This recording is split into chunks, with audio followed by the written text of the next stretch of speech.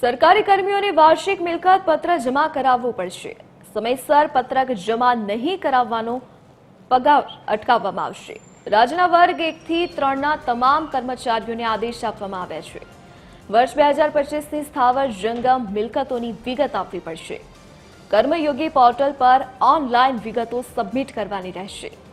31 જાન્યુઆરી 2026 સુધી ફરજિયાત વિગતો ભરવા આદેશ કરવામાં આવ્યો છે। જીએડીએ આ અંગે કડક પરિપત્ર બહાર પાડ્યો છે। સંવાદદાતા મૌલિક ઉપાધ્યાય ફોનલાઈન પર જોડાઈ ગયા છે। જી મૌલિક, શું વિગત?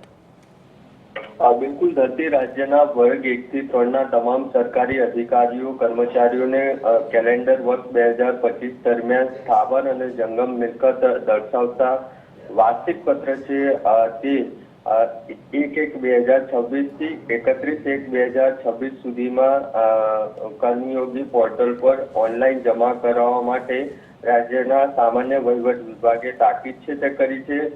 ગુજરાત રાજ્ય સેવા વર્તણૂક નિયમો 1971 ના નિયમ 19 હેઠળ રાજ્યના અધિકારીઓ અને કર્મચારીઓને તેમની સ્થાવર અને જંગમ મિલકત દર્શાવતું પત્રક સરકારમાં જમા કરવામાં આ જોગવાઈ છે તે કરેલી છે।